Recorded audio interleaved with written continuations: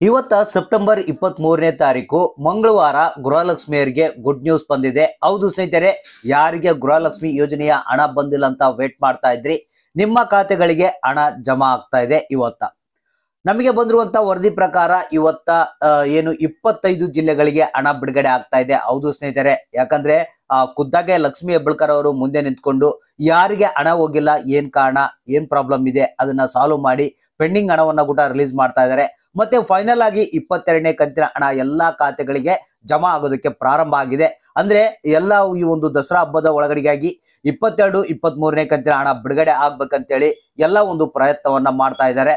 ಹಾಗಾದ್ರೆ ಬನ್ನಿ, ಇದೀಗ ಬಂದಿರುವಂತ ಲೇಟೆಸ್ಟ್ ಅಪ್ಡೇಟ್ ಅನ್ನ ನಿಮ್ಗೆ ತಿಳಿಸ್ಕೊಡ್ತಾ ಇದೀನಿ. ಅಂದ್ರೆ ಇವತ್ತ ಯಾವ್ಯಾವ ಜಿಲ್ಲೆಗಳಿಗೆ, ಏನು 25 ಜಿಲ್ಲೆಗಳಂತ ಹೇಳಿದೆ, 25 ಜಿಲ್ಲೆಗಳಿಗೆ ಯಾವ್ಯಾವ ಕಂತಿನ ಹಣ ಬಿಡುಗಡೆ ಆಗ್ತಾ ಇದೆ, ಎಷ್ಟು ಹಣವನ್ನ ಇವತ್ತ ಪಡಿತಾ ಇದ್ದಾರೆ, ಯಾರ್ಯಾರು ಪಡಿತಾ ಇದ್ದಾರೆ, ಯಾರ್ಯಾರು ಇಲ್ಲ ಅನ್ನೋದ್ರ ಬಗ್ಗೆ ಕಂಪ್ಲೀಟ್ ಆದಂತ ಒಂದು ಮಾಹಿತಿಯನ್ನ ನಿಮ್ಗೆ ತಿಳಿಸ್ಕೊಡ್ತಾ ಇದೀನಿ. ಯಾಕಂದ್ರೆ ಪ್ರತಿಯೊಬ್ಬ ಗೃಹಲಕ್ಷ್ಮಿಯರು ರಾಜ್ಯ ಸರ್ಕಾರದ ವಿರುದ್ಧ ಆಕ್ರೋಶವನ್ನ ವ್ಯಕ್ತಪಡಿಸ್ತಾ ಇದ್ದಾರೆ. ಕೊನೆಗೂ ರಾಜ್ಯ ಸರ್ಕಾರ ಹಣವನ್ನ ಬಿಡುಗಡೆ ಮಾಡುವಂತ ಪರಿಸ್ಥಿತಿ ಬಂದೇ ಬಿಡ್ತು.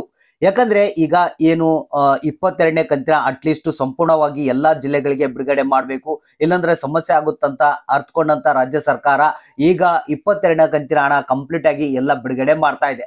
ಮತ್ತೆ ಅತಿ ಶೀಘ್ರದಲ್ಲಿ ಇನ್ನೊಂದು 2-3 ದಿನಗಳಲ್ಲಿ ಈ ಒಂದು 23ನೇ ಕಂತಿನ ಹಣ ಕೂಡ ಬಿಡುಗಡೆ ಪ್ರಾರಂಭ ಆಗ್ತಾ ಇದೆ ಅಂತ ಒಂದು ಹೊಸ ಮಾಹಿತಿ ಬಂದಿದೆ. ಹಾಗಾದ್ರೆ ಯಾರ್ಯಾರು ಗೃಹಲಕ್ಷ್ಮಿ ಯೋಜನೆಯ ಹಣ ಬಂದಿಲ್ಲ ಅಂತ ಕಾಯ್ತಾ ಇದ್ರಿ, ಪ್ರತಿಯೊಬ್ರು ವಿಡಿಯೋನ ಪೂರ್ತಿಯಾಗಿ ನೋಡಿ ಒಂದು ಹೊಸ ಅಪ್ಡೇಟ್ ಅನ್ನ ತಿಳಿಸ್ಕೊಡ್ತಾ ಇದೀನಿ. ಮತ್ತೆ ಈ ಒಂದು ಮಾಹಿತಿಯನ್ನ ಎಲ್ಲರಿಗೂ ಶೇರ್ ಮಾಡಿ. ಹೌದು ಸ್ನೇಹಿತರೆ, ಇದೀಗ ಬಂದಿರುವಂತ ಒಂದು ಹೊಸ ಅಪ್ಡೇಟು. ನಿನ್ನೆ ಒಂದು ಇದಕ್ಕಾಗಿ ಒಂದು ಸಭೆಯನ್ನ ಕರೆಯಲಾಗಿತ್ತು. ಇದರಲ್ಲಿ ಲಕ್ಷ್ಮಿ ಹೆಬ್ಬಾಳ್ಕರ್ ಅವರು ಅಧಿಕಾರಿಗಳೊಂದಿಗೆ ಮಾತನಾಡಿ ಯಾರ್ಯಾರಿಗೆ ಇಲ್ಲಿವರೆಗೆ ಗೃಹಲಕ್ಷ್ಮಿ ಯೋಜನೆಯ ಹಣ ಪೆಂಡಿಂಗ್ ಇದೆ, ಯಾಕೆ ಪೆಂಡಿಂಗ್ ಇದೆ, ಇದನ್ನ ಒಂದು ಲಿಸ್ಟ್ ಅನ್ನ ಮಾಡಿಕೊಂಡು ಈ ಒಂದು ಪ್ರಾಬ್ಲಮ್ ನ ಸಾಲ್ವ್ ಮಾಡಿದಾರಂತೆ. ಇದರಲ್ಲಿ ಕೆಲವರಿಗೆ 20ನೇ ಕಂತಿನ ಹಣ, ಕೆಲವರಿಗೆ 21ನೇ ಕಂತಿನ ಹಣ ಒಂದು ಪೆಂಡಿಂಗ್ ಇತ್ತಂತೆ. ಆ ಒಂದು ಹಣವನ್ನ ಕೂಡ ರಿಲೀಸ್ ಮಾಡೋದಕ್ಕೆ ಎಲ್ಲ ಸಿದ್ಧತೆಯನ್ನ ಮಾಡಿಕೊಂಡಿದ್ದಾರೆ. ಇವತ್ತ ಬೆಳಿಗ್ಗೆ ಏನು 10:30ಕ್ಕೆ ಕಂಪ್ಲೀಟ್ ಆಗಿ ಪೆಂಡಿಂಗ್ ಹಣ ಅನ್ನೋದು ರಿಲೀಸ್ ಆಗೇ ಆಗುತ್ತಂತೆ. ಸೊ ಅದ್ರ ಜೊತೆಗೆ ಇಲ್ಲಿ 22ನೇ ಕಂತಿನ ಹಣಕ್ಕಾಗಿ ಬಹಳಷ್ಟು ಮಂದಿ ವೇಟ್ ಮಾಡ್ತಾ ಇದ್ದಾರೆ. ಯಾಕಂದ್ರೆ ನಮಗೆ ಬಂದಿಲ್ಲ ಸರ್ 22ನೇ ಕಂತಿನ ಹಣ ಅಂತ ಬಹಳಷ್ಟು ಮಂದಿ ಕೇಳ್ತಾ ಇದ್ದಾರೆ. ಹೌದು, ಇಲ್ಲಿ ರಾಜ್ಯ ಸರ್ಕಾರ ಕೆಲವು ಸ್ವಲ್ಪ ಮಾತ್ರ ಅಮೌಂಟ್ ಅನ್ನ ರಿಲೀಸ್ ಮಾಡಿದೆ 22ನೇ ಕಂತಿನ ಹಣ. ಈಗ ಮುಂದಿನ ಒಂದು ಭಾಗದ ಅಮೌಂಟ್ ಅನ್ನ ಇವತ್ತ ಮತ್ತೆ ರಿಲೀಸ್ ಮಾಡ್ತಾ ಇದಂತೆ. ಅಂದ್ರೆ 25 ಜಿಲ್ಲೆಗಳಿಗೆ ಇವತ್ತ ಏನಿದೆ ಈ ಒಂದು 22ನೇ ಕಂತಿನ ಹಣ ಬಿಡುಗಡೆ ಆಗ್ತಾ ಇದಂತೆ.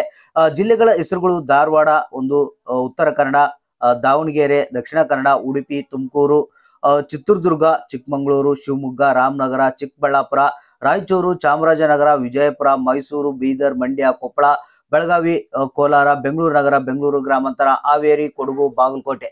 ಹೌದು ಸ್ನೇಹಿತರೆ, ಈ ಒಂದು 25 ಜಿಲ್ಲೆಗಳಿಗೆ ಇವತ್ತ ಏನಿದೆ ಗೃಹಲಕ್ಷ್ಮಿ ಯೋಜನೆಯ 22ನೇ ಕಂತಿನ ಹಣವನ್ನ ರಿಲೀಸ್ ಮಾಡ್ತಾ ಇದ್ದಾರೆ.